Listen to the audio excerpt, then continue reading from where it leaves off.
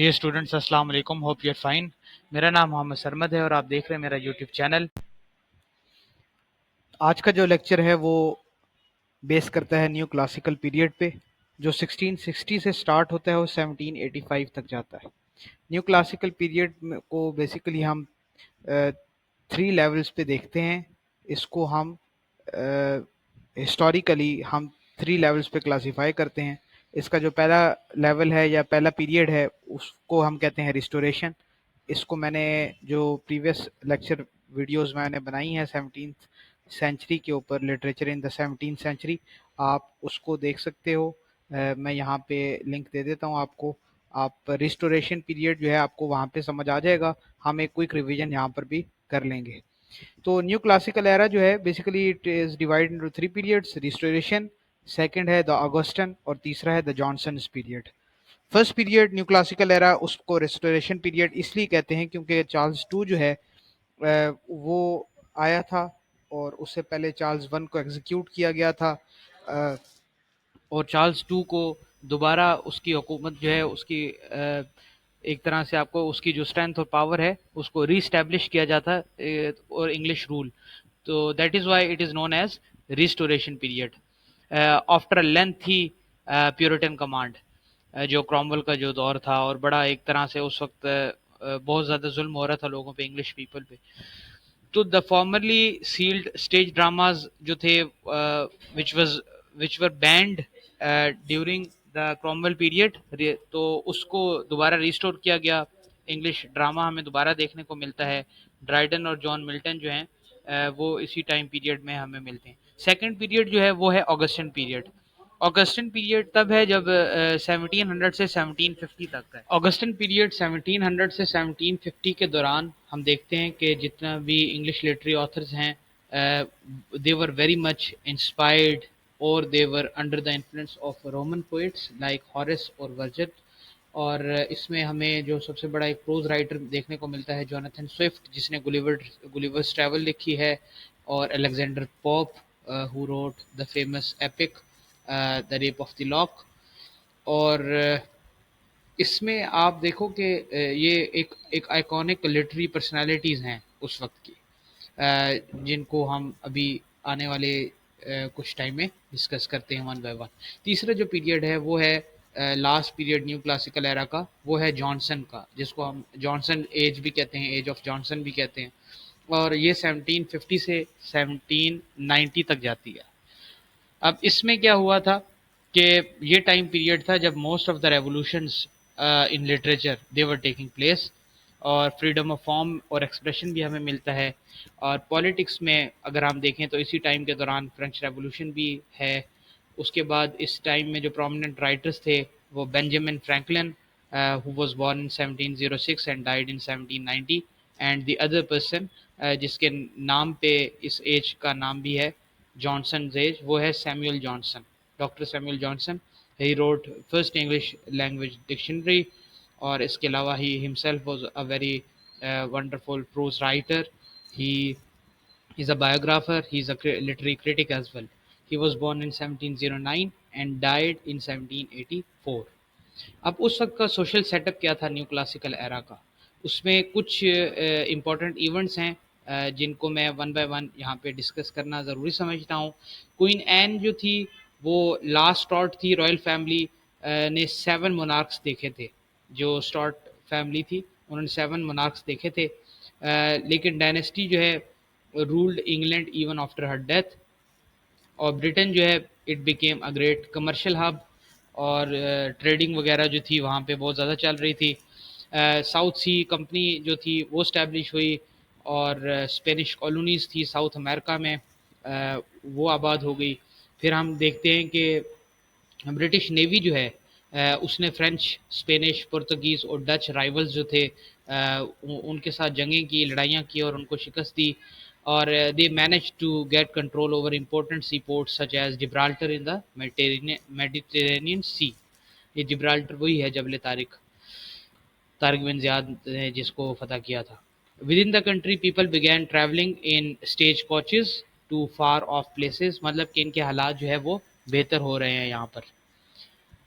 اچھا، اب act of union جو ہے 1707 کا، اس کے مطابق اسکاٹش پیپل جو ہیں they got representation in the London parliament, and the problem of Scotland was permanently resolved. اب پہلے جو اسکاٹ لینڈ آپ دیکھتے ہیں چارلز کے دوران جو اسکاٹ لینڈ کے ساتھ اور انگلینڈ کے ساتھ جو کانفلکٹ چل رہے تھے کافی سالوں سے، وہ اب ریزالو ہو گئے. ایک ایکٹ آف یونین پیش کیا گیا 1707 میں، جس کے مطابق اسکاٹ لینڈ کے جو لوگ ہیں وہ لندن پارلیمنٹ میں بھی پارٹیسپیٹ کر سکتے ہیں. تو 1757 میں برٹش ٹروپس جو ہیں they won the war against Nawab Siraj ud Daulah of Bengal. مطلب کہ یہاں پہ برٹش امپائر جو ہے انڈیا میں وہ تب قائم ہوگی 1757 میں. اور اس کے بعد 1775 میں اگر آپ دیکھیں تو 13 برٹش کالونیز امریکہ کے اندر انہوں نے ریوولٹ کیا، ایک میوٹنی کریٹ ہوگی برٹن کے against, and their parliament or congress issued a declaration of independence claiming they were no more the subjects of king george the third. تو اس کو ہم جارجین پیریڈ بھی کہتے ہیں. 1775 کا یہ جو ٹائم تھا تو اس میں یہ برٹش کالونیز تھی امریکہ میں، اور ایک سول وار سٹارٹ ہو گئی 78 میں، اور برٹش نے پھر ایکنالج کر لیا 1783 میں جا کے برٹش نے یونائٹڈ اسٹیٹس آف امریکہ کو ایک خود مختار ریاست کے طور پر تسلیم کر لیا. تو 1775 میں جو تھی یہ سٹارٹ ہوئی تھی میوٹنی اور ریبیلین، ایک سٹارٹ ہوا تھا امریکہ کے اندر. اس وقت یہ امریکہ کہلاتا تھا، اور یہ برٹش کالونیز تھی. یہاں پہ 13 برٹش کالونیز تھی جنہوں نے ریوالٹ کیا اور پھر اپنا ڈکلریشن بھی پریزنٹ کر دیا. انہوں نے کہا ہم اس بادشاہ کو نہیں مانتے. 1783 میں جا کے انہوں نے یونائٹڈ اسٹیٹس آف امریکہ کو تسلیم کر لیا. 1789 میں فرینچ ریولوشن ایک بہت ہسٹوریکل بہت امپورٹنٹ ایونٹ ہے. فرینچ ریولوشن کا جو بیسیکلی جو مین ان کا جو موٹو تھا وہ تھا لبرٹی، ایکویلٹی، فریٹرنیٹی. لوگ جو تھے وہ کنگ شپ سے بہت تنگ آ چکے تھے، اور انہوں نے کنگ لوئی جو تھا اس کو جو ہے he was beheaded. Napoleon Bonaparte اس کے بعد جو ہے وہ فرانس کا رولر بن گیا. وہ خود ایک برٹش جنرل تھا، اور جو ہے اس کو واٹر لو میں شکست ہوئی جا کے، جس کو بیٹل آف واٹر لو بھی کہتے ہیں. اس کے بعد many important inventions change the social scenario of Britain. Spinning jenny a tool for spinning yarn quickly, یہ ایک فصل ہے جو بہت زیادہ یوز ہوتی ہے. یہ ایک آپ کہہ لو ایگریکلچر میں بہت زیادہ اس کا استعمال ہوتا ہے. پھر power loom a tool for weaving fabric with yarn, یہ بن گیا. اور اسٹیم انجن جو ہے وہ استعمال ہونے لگ گیا. اس کے بعد آپ دیکھتے ہو کہ یہی وہ ٹائم ہے جہاں پہ انہی مشینز کی وجہ سے جو ڈومیسٹک سسٹم تھا for manufacturing goods at a small scale was replace by factory system. پہلے لوگ گھروں میں کام کیا کرتے تھے، اب فیکٹریز لگانے لگ گئے. اور یہ کولونائزیشن بھی سٹارٹ ہو رہی تھی. برٹنز جو ہیں وہ افریقہ سے اور ایشیا سے را میٹیریل لے کے آتے تھے، اور یہاں پہ فیکٹریز میں جو ہے وہ اس کو یوٹیلائز کرتے تھے. اور ان کے حالات جو ہے اب آپ دیکھو گے کہ بہتر سے بہتر ہوتے جائیں گے. اس کے علاوہ ٹریڈنگ جو ہے پہلے بھی میں نے منشن کیا کہ ٹریڈنگ جو ہے وہ اچھی ہو رہی تھی. کافی ہاؤسز اسٹیبلش ہو گئے تھے، اور ٹی، کافی اینڈ چاکلیٹ اس کی امپورٹ بہت زیادہ ہو گئی تھی برٹن میں. کچھ ہمیں اسکالرز ملتے ہیں بہت اچھے، آپ کہہ لو کہ فلاسفرز ملتے ہیں، تھنکرز ملتے ہیں، سائنٹسٹ ملتے ہیں اس ایج میں، جس میں ایک بہت مشہور نام جو ہے وہ آئزک نیوٹن کا ہے. نیوٹن ایک فزسٹ تھے جنہوں نے لا آف موشنز کو پریزنٹ کیا، گریوٹی کی بات کی، انرشیا کی بات کی. اس کے علاوہ ہمارے سامنے جان لاک، وہ بھی ایک انوویٹیو سائنٹیفک تھیوری کو پیش کر کے انہوں نے بھی ایک فلاسفی پیش کی، تھیوری پیش کی. جو ہسٹوریکل ایونٹس ہیں اس میں اگر دیکھا جائے تو جو بڑے بڑے ایونٹس ہیں آپ کو جو پتا ہونا چاہیے وہ یہ کہ 1792 میں declaration of the French state, یہ آپ کو یاد ہونا چاہیے. پھر یو ایس اے کو کب ریکگنائز کیا 1783 میں، یہ آپ کو پتا ہونا چاہیے. اور اس کے علاوہ جارج 3 کی یہ ان کی میوٹنی سٹارٹ کب ہوئی تھی 1760 میں، اور پبلیکیشن کب ہوئی تھی انگلش ڈکشنری کی، سیموئل جانسن نے پبلش کی تھی 1755 میں. یہ کچھ ایک بڑی بڑی جو ہیں چیزیں ہیں. تو اس کے علاوہ اگر ہم اس کے لٹری فیچرز کی بات کریں اس دور کی، تو نیو کلاسیکل کو ہم اصل میں نیو اس لیے کہتے ہیں، این ای او جو نیو ہے یہ نیو ہے، اور کلاسیکل سے مراد رومن اینڈ گریکس ہیں. اور یہ جو ایرا ہے انگلش لٹریچر کا، it was an era that nestled between the Renaissance and the romantic eras. یہ اس کے بیچ میں آپ کو ملتا ہے. اس کے بعد رومانٹک پیریڈ سٹارٹ ہو جاتا ہے. اس سے پہلے رینیسنس میں ایک ہیومنزم اور جو ساری چیزیں ہمیں دیکھنے کو ملی آپ نے دیکھا. اس پہ شیکسپیئر اور مارلو کس طریقے سے پلیز لکھ رہے تھے, بین جانسن کیسے پلیز لکھ رہے تھے.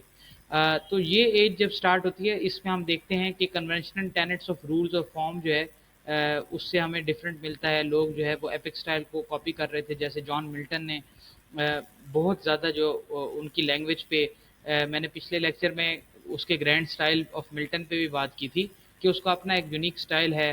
وہ جو گریٹ ماسٹرز ہیں گریکس اور رومنز ان کو فالو کرتا ہے. ایپک ٹریڈیشن کو ان پوئٹس نے یہاں پر بھی برقرار رکھا ہوا ہے. تو نیو کلاسیکل پوئٹری جو ہے اگر اس کی بات کی جائے تو کانٹینٹ کے علاوہ فارم جو ہے اس پہ بھی بہت زیادہ فوکس کیا گیا ہے. سگنیفیکنٹ پوئٹس جو ہیں اس دور کے وہ الیگزینڈر پوپ ایک بہت امپورٹنٹ ہے. The Rape of the Lock which was published in 1712. یہ ریپ آف دی لاک جو ہے یہ ایک موک ایپک ہے اور اس میں ایک فلاسفیکل پوئم اس نے لکھی ایسے آن کرٹیسزم. اور اس کے بعد جو ہے A little learning is a dangerous thing and for fools rush in where angels fear to tread. یہ اس کی کچھ امپورٹنٹ لائنس ہیں. Some poets they produce brilliant works like Thomas Gray's Elegy written in country churchyard. یہ اس کی بڑی مشہور ایک ہے. Oliver Goldsmith کا The Deserted Village یہ بہت امپورٹنٹ ہے. Doctor Samuel Johnson wrote word satires as well جیسے London and the vanity of human wishes انہوں نے 1749 میں پبلش کی. تو ان پہ پوپ پہ جو ہے اس کے ایسے پہ اور اس کی جو ریپ آف دی لاک ہے اس پہ آپ کو سیپریٹلی ایک ہم سیریز سٹارٹ کریں گے. یہ کلاسیکل پوئٹری کا کورس ہوگا جس میں ہم اس کو ڈیٹیل میں ڈسکس کریں گے. وہ میں آپ کے ساتھ یہاں پہ اس کو شیئر کر دوں گا اس کا لنک. اس کے بعد ہمارے پاس جو ہے اگر آپ پوئٹری کی بات کرو تو اس دور کے سٹارٹ میں مطلب کہ 1757 سے 1827 یہ جو مطلب کہ لیٹ 18 سینچری جو ہے اس میں آپ کو ملتا ہے ولیم بلیک جو ایک طرح سے آپ کہہ لو he is one of the precursor of romanticism یا رومانٹک پوئٹری. ولیم بلیک اور ورڈزورتھ بھی ایس ٹی کالرج اسی ٹائم میں تھے. اور اس کے بعد ویسے یہ رومانٹکس ہیں ان کی ایک الگ جو ہے ہم دیکھتے ہیں کہ ان کی اپنی ایک پرسیپشن تھی لیکن ان کا جو ٹائم پیریڈ تھا they witness the French Revolution. اور کالرج اور ورڈزورتھ جو تھے they even visited France but then they came back. ان کو ہم لیک ویو پوئٹس بھی کہتے ہیں. We will discuss later on when we will be doing romantic period اور رومانٹسزم. نیو کلاسیکل پروز ہمارے پاس جو ہے اس میں ہمارے پاس جو سب سے فیمس ہیں وہ ایسیز ہیں. اور اس کے علاوہ ہمیں اس میں ایک بندہ جو بہت امپورٹنٹ ہے وہ ہے جونتھن سوئفٹ. جونتھن سوئفٹ نے ایسے بھی لکھا ہے اور پروز بھی لکھا ہے ایسے. اور اس نے the battle of the books جو ہے یہ بہت ایک satire political satire social satire present کرتا ہے اپنی رائٹنگ میں. گولیورس ٹریول جو ہے وہ اس میں بھی بہت زیادہ اس نے موک کیا ہے, میمکری کی ہے, پیروڈی ہے ایک طرح سے اور بہت آئرنی کا استعمال کرتا ہے. بیٹل آف دا بکس اس کا ایک جو ہے وہ بھی ایک ورک آف سیٹائر ہے. اس کے بعد ہمارے پاس Life of Doctor Samuel Johnson یہ بایوگرافی ملتی ہے جسے جیمز باسویل نے لکھا ہے. پھر ایڈمنڈ برک ایک پولیٹیشین ہے اسٹیٹسمین ہے انہوں نے Reflections on the Revolution in France 1790 میں لکھا ہے. پھر Fall of the Roman Empire the Decline and Fall of the Roman Empire 1776 سے 1789 یہ بہت امپورٹنٹ ہے. ایڈورڈ گبن نے اسے لکھا ہے. ٹھیک ہے. اس کے بعد ڈاکٹر جانسن کی لٹری کرٹیسزم میں بھی انہوں نے پریفیس ٹو شیکسپیئر پہ انہوں نے کرٹیسزم لکھا. پھر ڈاکٹر جانسن کی جو ڈکشنری تھی انگلش لینگویج کی وہ بھی ایک بہت فیمس تھی. پھر کچھ ڈراماز جو اس وقت لکھے جا رہے تھے وہ کامیڈیز بھی تھی. ریسٹوریشن ڈراما میں نے بات کی کہ ریسٹوریشن کے دوران آپ کو بہت زیادہ چیزیں دیکھنے کو نہیں ملتی. اس وقت کا جو ڈرامہ تھا وہ ایرسٹوکریٹس کے لیے تھا, بیوروکریٹس کے لیے تھا یا جو کوئنز اور کنگز ان کے لیے لکھا ان کے لیے ایک طرح سے قصیدے لکھے جا رہے تھے. تو اس ٹائم میں ہم یہ کہتے ہیں کہ کوئی سگنیفیکنٹ بہت زیادہ سگنیفیکنٹ ڈراماز کو نہیں لکھا گیا. کچھ کامیڈیز لکھی گئی کہ جیسے اولیور گولڈ اسمتھ نے لکھا یا آپ کہہ لو کہ اسکول آف اسکینڈل اور دا کریٹک کے نام سے اس نے کچھ پلیز لکھے. جان گے نے لکھے. ٹھیک ہے. دا بیگرز اوپرا. لیکن یہ کوئی بہت زیادہ مشہور نہیں ہوئے. ناول جو ہے اس وقت میں وہ بڑا مشہور ہو گیا. اس کو ہم ایج آف ہم اس کو کہہ سکتے ہیں کہ this was the age of realism بھی, جس میں ہمیں ہنری فیلڈنگ کا ٹام جونز اور جوزف اینڈریوز یہ ملتا ہے. پھر کچھ ایپسٹولیٹری ناولز جیسے پیمیلا اور کلیرسا, سیموئل رچرڈسن. اب یہ سیموئل رچرڈسن اور ہنری فیلڈنگ کے بارے میں جو ہے لوگ اکثر کہتے ہیں کرٹکس کہ کچھ لوگ کہتے ہیں Henry Fielding is considered to be the father of English novel, کچھ لوگ کہتے ہیں Richardson is considered to be the father of English novel. اس طریقے سے ایک ناول جو ہے گلیورز ٹریول, آل دو وہ ایک پروز ورک ہے لیکن وہ بھی ایک کہانی ناول ہی کی شکل میں لکھا گیا, تو جونتھن سوئفٹ کا. پھر ڈینیل ڈیفو کا بڑا مشہور ناول ہے جس پہ بہت سی موویز بھی بن چکی ہیں اور بچوں کو ایوریج ورژن اسکولز میں پڑھایا جاتا ہے, کالج میں پڑھایا جاتا ہے. رابنسن کروسو, رابنسن کروسو جو ہے وہ ڈینیل ڈیفو کی ایک سٹوری ہے. رابنسن کروسو جو ہے وہ اس کہانی میں آپ کو کولونیلزم کی بھی امپیکٹ نظر آتا ہے, امپیریلزم بھی نظر آتا ہے, افریقن سوسائٹی کو پریزنٹ کیا ہے. اس کے بعد فینی برنے, اس کی ایولینا آپ کو ناول نظر آتا ہے اس ایریا میں, اسی ایرا میں. اس کے بعد یہ جو ٹائم تھا اصل میں انہوں نے ناولز کی بنیاد رکھ دی تھی. پھر کچھ نام ہمارے سامنے بڑے مشہور ہیں, جیسے اس ایج کی ایک جو کمال کی چیز تھی کہ ناول کس طرح کے لکھے جا رہے تھے. ایک تو ناول لکھا جا رہا تھا ریئلزم کی بنیاد پر, جیسے ہنری فیلڈنگ کا جوزف اینڈریوز, ٹام جونز, یہ کمال کے ناولز لکھے گئے جس میں ریئلزم ہے. اور ہنری فیلڈنگ سروانٹے کے وہ جو ڈون کوہیٹو ہے اس سے متاثر ہو کے لکھتا ہے جوزف اینڈریوز, اور وہ اس کو کہتا ہے کہ it's a comic epic in prose. تو پکرسک ناول جس میں کوئی جو پروٹاگنسٹ ہوتا ہے, ہیرو ہوتا ہے, وہ ایک ایڈونچر کے بارے میں ذکر کر رہا ہوتا ہے, تو وہ مورل کرپشن کے بارے میں بات کرتا ہے کہ اس وقت لوگوں میں یا ریلیجن میں کیا مورل کرپشن تھی. تو اس نے بڑا ریئلسٹک پکچر کو پورٹرے کیا. اور جو سیموئل رچرڈسن کی کا جو اس کی جو پروٹاگنسٹ ہے پیمیلا, یہ اصل میں اسی کو پیروڈی کرتا ہے, اس کو میمک کرتا ہے اور کہتا ہے کہ بھی اصل میں پیمیلا ایسی نہیں ہے جیسے رچرڈسن کے کریکٹر ہیں. در حقیقت آج کی خواتین یا آج کے لوگ جو ہیں وہ ایسے نہیں ہیں جیسے رچرڈسن نے یا باقی رائٹرز ان کو دکھا رہے ہیں. تو یہ خود ایک جج بھی تھا, میجسٹریٹ بھی تھا, اور ایک بڑا پاورفل با اختیار آدمی تھا, اس کے پاس اتھارٹی تھی کافی. پھر دوسری جو ایک ریئلزم کے علاوہ جو ہمیں ناولز میں دیکھنے کو چیز ملتی ہے وہ ہیں گوتھک ناولز. گوتھک ناولز اصل میں ہارر سٹوریز ہیں جس میں بڑے بڑے مینشنز کا ذکر ہوتا ہے, بڑے بڑے کاسلز دکھائے جاتے ہیں, بڑی بڑی بلڈنگز دکھائی جاتی ہیں. اس میں ایک ہارر, سسپینس, تھرل, اس طرح یہ چیزیں ہوتی ہیں. تو یہ بھی سٹارٹ اسی ایرا میں لکھا جا رہا تھا. دا کاسل آف اوٹرینٹو, ہارس والپول, یہ اس کا بڑا مشہور ہے ناول. پھر این ریڈ کلف, اس کا ناول دا اٹیلین, تو یہ بڑا مشہور ہوا. اور میتھیو گریجری, اس کا ناول دا مونک, یہ بڑا مشہور ہوا اس دوران. اور یہ گوتھک ناولز آپ دیکھو گے کہ آگے جب رومانٹک پیریڈ آئے گا تو romantic period although it's a period which is considered to be a period of poetry, yet جو پی بی شیلے کی وائف ہے میری شیلے, اس نے اپنا مشہور ناول لکھا فرینکنسٹائن. اور فرینکنسٹائن جو ہے وہ ایک گوتھک ناول ہے. اس کے اثرات, اور she was very much inspired by this Horace Walpole and Ann Radcliffe. ٹھیک ہے, آگے چلتے ہیں ہم. تو ہم نے ناول کو ڈسکس کر لیا, ہم نے ڈرامہ کو ڈسکس کر لیا, ہم نے اس وقت کی جو پروز تھی ایسے اس کو ڈسکس کر لیا. جو نیو کلاسیکل رائٹرز ہیں اس میں مشہور Alexander Pope, Jonathan Swift, Daniel Defoe, Samuel Richardson, Henry Fielding, یہ جو ہیں سب سے امپورٹنٹ اس وقت کے رائٹرز ہیں. تو دس از آل فرام مائی سائڈ, اور باقی اس کو ہم انشاءاللہ ڈسکس کریں گے ون بائی ون. سوئفٹ کو الگ سے ڈسکس کریں گے, پوپ کو الگ سے ڈسکس کریں گے, ڈینیل ڈیفو کو الگ سے, رچرڈسن کے کاموں کو الگ سے, اور ہنری فیلڈنگ کو الگ سے. ہوپ کہ آپ کو ایک اوور ویو مل گیا ہوگا نیو کلاسیکل ایج کے بارے میں.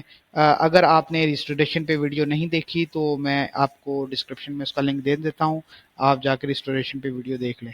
Thank you so much.